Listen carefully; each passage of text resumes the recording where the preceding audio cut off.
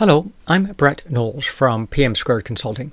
This short video is an overview of objectives and key results. It's important to note there is no one core source of OKR knowledge. It's being crowd-formed by a number of practitioners around the world.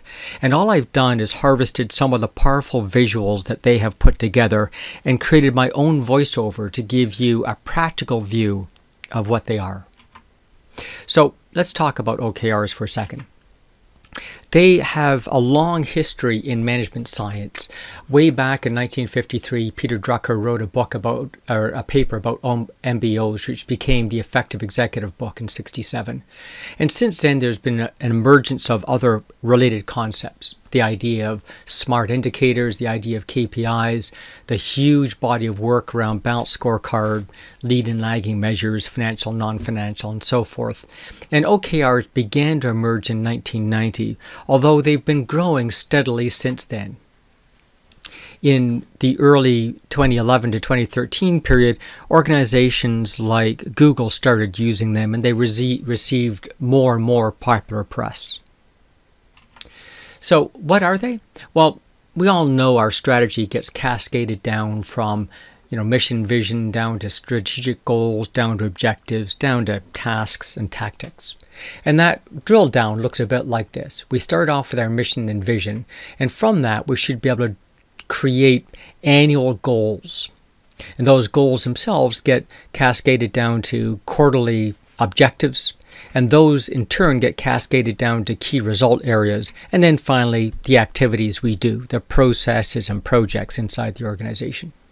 So the mission vision, that's sort of a long-term view, 25 years out.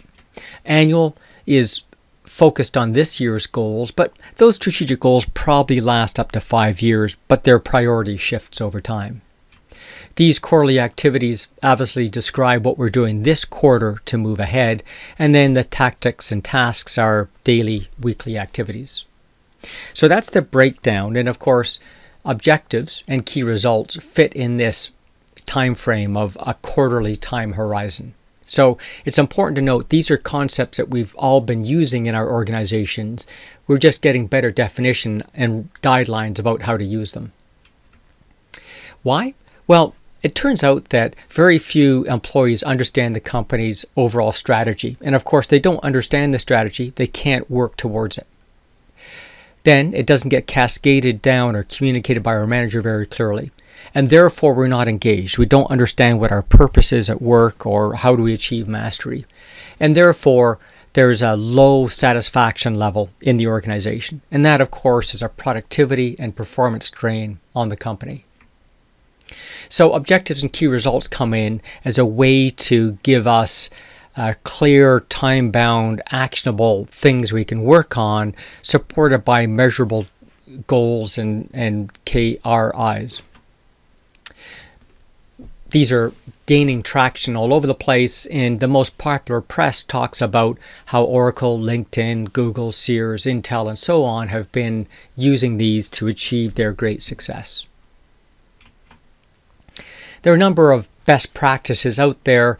These aren't rules, they're just guidelines, and it's all about being time-based and understanding that these aren't intended that you achieve 100% of the success. Examples of good OKRs, let's talk about increasing our revenue as an objective, and then the key results are specific numerical goals that we should be able to move towards, or creating employee engagement, something that we normally think is not quantifiable, but maybe we do employee surveys to get hard numbers. We have specific activities we can make sure are occurring, and we've got specific milestones. Or implementing a user testing process, again, broken down to what can we do this quarter. So, what are the benefits of an OKR system? Well, first off, they discipline our thinking about our strategic objectives, our priorities, and how they cascade down to what we need to get done this quarter and this week towards success. And therefore, it allows us to communicate accurately about what is important to the organization so that we can all relate to it. And it begins to establish a measurement culture that allows us to describe how we're doing in ways that we can talk to each other about, and therefore focuses our effort so that we're all pulling in the same direction. And then finally, it underpins an employee engagement process, which is critical to getting strategy executed. Now, again, these aren't rules but guidelines.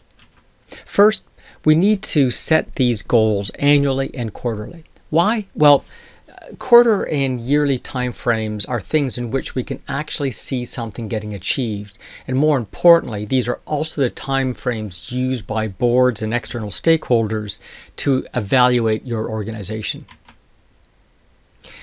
Now, OKRs can fail for the same reason as any other system, but in addition, they crumble under their own weight. We add too many in. So any team or organization should have no more than 5 objectives, and each one should have 4 or fewer key result areas per quarter. Now, we need to make these objectives challenging because research and experience proves if we make them challenging, people work harder towards achieving them. And then finally, we need to make sure that the key result is defined. It may be quantitative, but it needs to be defined so that we can all see and agree on that particular performance.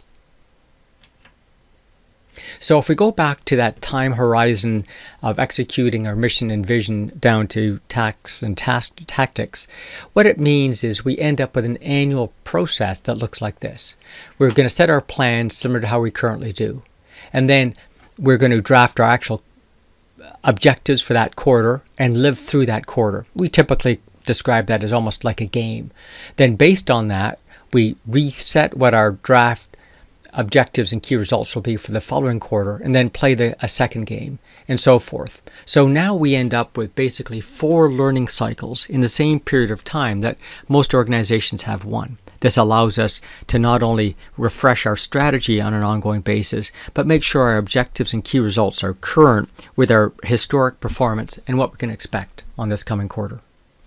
I hope this has been useful to you as an overview of what objectives and key results are.